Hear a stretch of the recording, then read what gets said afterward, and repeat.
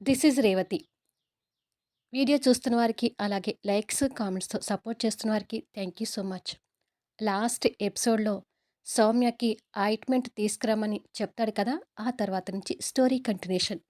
'ఓ ప్రేమ ఓ పగ' episode number 150. "ఎంతసేపు చూస్తావు? త్వరగా తీసుకురా" అంటూ తొందర పెడతాడు భరత్. "తెస్తున్నాను బావా" అంటూ ఆయింట్మెంట్స్‌లో ఏదో చేతికి అందింది ఒకటి తీసుకొనొస్తుంది. భరత్ అది అందుకోబోయి చూసేసరికి అది ఫెవిక్విక్. "నేను అడిగిందేంటి? నువ్వు తెచ్చిందేంటి? కళ్ళేమైనా పోయాయా?" అని సీరియస్ అవుతాడు భరత్. ఆ అరుపుకి పెద్దగా ఉన్న తన కళ్ళని భయం, అమాయకత్వంతో టపటపా ఆడిస్తుంటుంది. భరత్ అది చూసి, "కళ్ళు ఇంతంత లావున బానే ఉన్నాయి కదా! మరి నువ్వేం తీసుకొచ్చావో నీకు కనిపించట్లేదా?" అని అడుగుతాడు. చేతిలో ఉన్న దాన్ని చూసుకొని, బావ చెప్పిన ఆ ఇంగ్లీష్ పేరే నాకు అస్సలు గుర్తులేదు.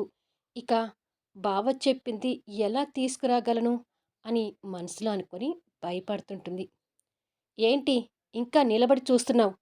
అది అవతలికేసి తొందరగా నేనడిగిన ఆయింట్మెంట్ తీసుకురా" అని కసురుతాడు భరత్. "సరే బావా" అంటూ మళ్ళీ ఆ డ్రా దగ్గరికి వెళ్ళి అక్కడ ఉన్న వాటిని గెలుకుతూ, "ఇప్పుడు నాకు చదువు రాదు అనే విషయం బయటపడితే ఇంకా ఏమైనా ఉందా? మామూలుగానే బావకి నేను నచ్చటం లేదు. ఇక నాకు చదువు రాదని చెప్తే నన్ను ఇంకా పురుగు కంటే అన్యాయంగా చూస్తాడేమో" అని అనుకొని భయపడుతుంటుంది.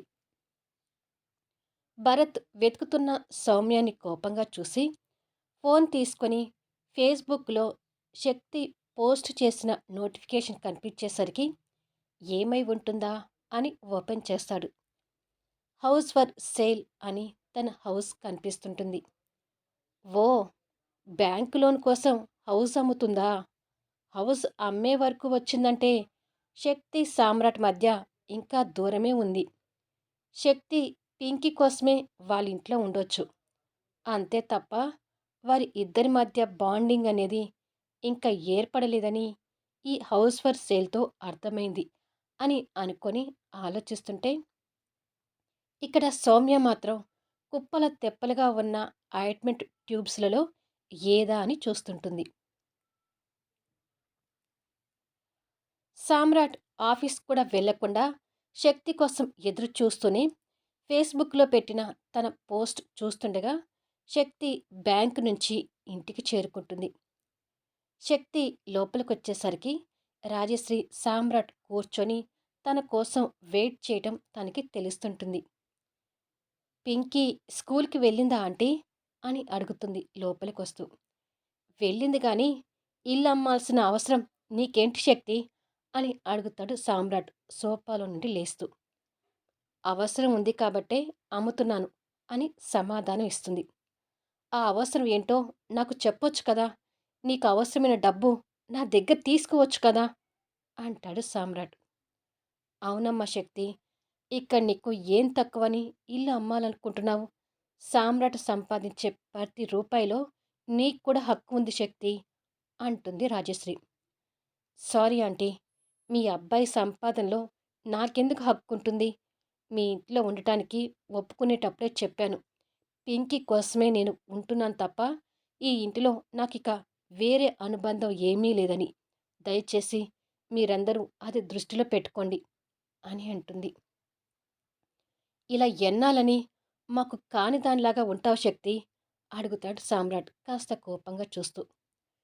"జీవితాంతం" అంటుంది శక్తి. "నువ్వు అలా మాట్లాడడం కరెక్ట్ కాదమ్మా. ఇదంతా నీదే శక్తి" అంటుంది రాజశ్రీ. "ప్లీజ్ ఆంటీ, ఆత్మాభిమానాన్ని చంపుకొని మీ డబ్బు మీద ఆధారపడి నేను బతకలేను. నన్ను అర్థం చేసుకోండి" అని చెప్పి సామ్రాట్ని కాస్త కోపంగా చూస్తూనే పైకి వెళ్ళిపోతుంది. "చెప్పాను కదమ్మా, కొన్ని విషయాల్లో తను మొండిగా ఉంటుంది. చెప్పినా వినిపించుకోదని. ఆత్మాభిమానం అంట. ఏం ఆత్మాభిమానం తనకొక్కదానికేనా? నాకు లేదా? నా భార్య ఇలా బాధపడుతుంటే నా మనసుకు ఎలా అనిపిస్తుందో తను ఎందుకు అర్థం చేసుకోలేకపోతుంది?" అని అంటాడు బాధ, కోపం కలిగిన భావాలతో. "నువ్వు ఆవేశపడకు సామ్రాట్. శక్తి ఈ మధ్యనే కదా మనింట్లో అడుగుపెట్టింది. పోను పోను అన్నీ సర్దుకుంటాయిలే. నువ్విప్పుడు ఆఫీస్‌కి వెళ్ళు. ఏదైనా ఉంటే శక్తితో సాయంత్రం మాట్లాడవచ్చు" అంటుంది రాజశ్రీ. "సరేనమ్మా." ఫైనాన్స్ ప్రాబ్లమ్స్‌తో బాధపడుతూనే రాత్రి తను సరిగ్గా భోజనం చేయలేదు. నిద్ర కూడా సరిగ్గా పోలేదు. ముందు తనని టిఫిన్ చేయమని చెప్పు అని చెప్పి సామ్రాట్ బయటికి వెళ్ళిపోతాడు. వాళ్ళ ఇద్దరి మధ్య రాజశ్రీ కూడా బాధపడుతూ ఉండిపోతుంది. సామ్రాట్ బయటికొచ్చి కారు తీయబోతూ హౌస్ ఫర్ సేల్ అని బోర్డు పెట్టిన ఆ ఇంటి వైపు చూస్తాడు. అలా చూస్తూ బాధపడుతూనే కార్ స్టార్ట్ చేసుకుని వెళ్ళిపోతాడు. భరత్ ఆ పోస్ట్ చూసి ఫోన్ పక్కకు పెట్టి నొప్పిగా అనిపిస్తున్న గాయం దగ్గర పట్టుకొని ఇంకా వెతుకుతున్న సౌమ్యని చూస్తూ, "ఒక్క పని చెప్తే తొందరగా చేయడం తెలీదా? ఆయింట్మెంట్ తేవడానికి ఇంతసేపా?" అని కసురుతాడు. "తెస్తున్నాను బావా" అంటూ ఏదో మళ్ళీ చేతికి అందింది తీసుకొని వస్తుంది. భరత్ అది తీసుకోబోయేసరికి పైపుల్ని సీల్ చేసే పేస్ట్ అది. అది చూసి తన వైపు ఆశ్చర్యంగా చూస్తుంటే, అది కూడా కాదని సౌమ్యకి అర్థమయ్యి, "మళ్ళీ తెస్తాను బావా" అని వెళ్ళి ఇంకొకటి ఏదో తెస్తుంది. తను తెచ్చింది చూసి గుడ్లు ఉరిమి చూస్తాడు. "ఇది కూడా కాదా?" అంటూ అక్కడ ఉన్న మరో 2, 3 కూడా తీసుకొచ్చి, "వీటిలో ఉందేమో చూడు బావా" అంటుంది. వాటిలో కూడా భరత్ అడిగింది లేకపోయేసరికి తనని అనుమానంగా చూస్తూ, "నీకు చదువు రాదా?" అని అడుగుతాడు. సమాధానం చెప్పడానికి భయపడుతూ సౌమ్య బొమ్మలాగా నిలబడిపోయింది. భరత్ కోపంగా లేచి, "అడిగేది నిన్నే. నీకు చదువు రాదా?" అని గట్టిగా ప్రశ్నిస్తాడు. భరత్ అరుపుకి సౌమ్య ఇంకాస్త భయపడుతూ, "రాదు" అన్నట్టుగా తల అడ్డంగా ఊపుతుంది. ఆ విషయం తెలియని భరత్ షాక్ అవుతుంటాడు. "నేను చదువుకోలేదు బావా. నాకసలు అక్షరం ముక్క కూడా రాదు" అంటూ భయం భయంగా ఒక్కొక్క పదం పలుకుతూ చెప్తుంది. తను చెప్పింది విని కోపంతో కల్లెర చేస్తాడు. అది చూసి సౌమ్య ఇంకా భయపడుతుంటుంది. కోపంతో తన మణికట్టు దగ్గర గట్టిగా పట్టుకొని లాక్కొని బయటికి తీసుకెళ్తుంటాడు. అది చూసి భయపడుతూ, "ఎక్కడికి బావా?" అంటుంది. తన మాటలు పట్టించుకోకుండా తనని బయటికి లాక్కొచ్చి, "అత్తా! అత్తా!" అని కోపంగా పిలుస్తుంటాడు. రత్నప్రభ ఆ కేకలు విని రూములో నుండి బయటకొచ్చి వాళ్ళని చూసి, "ఏమైంది భరత్?" అని అడుగుతుంది. సౌమ్యని కోపంగా తన మీదకి నెట్టి, "నీ కూతురికి చదువు రాదంట కదా! ఈ విషయం నాకెందుకు చెప్పలేదు?" అడుగుతాడు ఆవేశంగా. భరత్ అడిగిన దానికి రత్నప్రభ తడబడుతూ, "అంటే ఇంతవరకు చెప్పడానికి మన మధ్య ఆ సందర్భం రాలేదు కదా భరత్" అంటుంది. "అసలు నేనంటే నీకు ఇష్టమేనా అత్తా?" అని అడుగుతాడు బాధపడుతూ. "అదేంటి భరత్ కొత్తగా మాట్లాడుతున్నావు? నువ్వంటే నాకిష్టమో లేదో నీకు తెలీదా?" అడుగుతుంది రత్నప్రభ. "నిజంగానే నాకు తెలియడం లేదు అత్తా. శక్తిని పెళ్లి చేసుకోవాల్సిన నేను నీ కూతుర్నిచ్చి బలవంతంగా పెళ్లి చేశావు. నా ఇష్టాయిష్టాలతో సంబంధం లేకుండా నీ కూతుర్ని చేసుకోకపోతే ప్రాణాల్ని తీసుకుంటానని బెదిరిస్తూ మా పెళ్లి చేశావు. పోనీ నాకు వచ్చిన భార్య చదువుకున్నది, తెలివైందా అనుకుంటే అది కూడా కాదు. చదువు సంధ్యలేని ఒక పల్లెటూరి మొద్దుని నాకు అంటగట్టావు. ఇక్కడ నీ కూతురు గురించి ఆలోచించావు కానీ నా గురించి ఆలోచించలేదు కదా" అని అడుగుతాడు. "నీ ఉద్దేశం తప్పు భరత్. తను నా కూతురైతే నువ్వు నా పెంపుడు కొడుకుతో సమానం. తనని ఒక రకంగా, నిన్ను ఒక రకంగా నేను ఎప్పుడూ చూడను. నాకు మీరిద్దరూ ఒకటే. మీరిద్దరి జీవితం బాగుండాలని మీ ఇద్దరికీ పెళ్లి చేశాను" అంటుంది రత్నప్రభ. "కానీ చదువు సంధ్య లేని భార్య నాకొద్దత్తా. నీ కూతురుతో నేను ఎప్పటికీ కలిసి బతకలేను" అంటాడు. అది విని సౌమ్య కన్నీళ్ళు పెడుతుంటుంది. "నీకు ఇంకా ఆ సామ్రాట్ మీద గెలవడం కోసం శక్తి అనే పొరలు కమ్ముకొని ఉన్నాయి భరత్. అందుకే నా కూతురు నీకు నచ్చడం లేదు అంటుంది రత్నప్రభ. కావచ్చు. ఇప్పుడు దాకా నీ కూతురు నాకు నచ్చకపోవడానికి అదే కారణం కావచ్చు. కానీ ఇప్పుడు తన చదువు ముక్క రాదని తెలిసాక తన మీద నాకు ఇంకాస్త విరక్తి కలిగింది. ఇప్పటికైనా మా బంధాన్ని విడదీసి తనకు తగ్గవాడిని ఎవరినైనా చూసి పెళ్లి చెయ్యి అత్తా అంటాడు. బావా! ఏం మాట్లాడుతున్నావు నువ్వు? పెళ్ళయినాక ఇలా మాట్లాడకూడదు అంటుంది సౌమ్య. పెళ్ళి అయింది కానీ మన మధ్య సంసారం జరగలేదు కదా! చూడు సౌమ్య, నేను బాగా చదువుకున్నవాణ్ణి, మంచి స్థాయిలో ఉన్నవాణ్ణి. నువ్వు చదువు సంధ్య లేని దద్దమ్మవి. నిన్ను తీసుకెళ్ళి తను నా భార్య అంటూ నలుగురికి పరిచయం కూడా చేసుకోలేను. నీకు అర్థమయ్యేలా చెప్పాలంటే నీకు నాకు నక్కకి నాగలోకానికి ఉన్నంత తేడా ఉంది. నీలాంటి అమ్మాయి నాకు భార్యగా ఉండే అర్హత లేదు అంటాడు. భరత్ అంటున్న ఒక్కొక్క మాట సౌమ్య గుండెల్లో గుణపంలా గుచ్చుకుంటూ ఉంటాయి. అత్త ఏదో ఆశించి మన పెళ్లి చేసిందని అర్థమవుతుంది కానీ నీలాంటి అమ్మాయిని భార్యగా యాక్సెప్ట్ చేయడం అనేది జరగని పని. ఎప్పటికైనా మనం విడిపోతేనే మంచిది.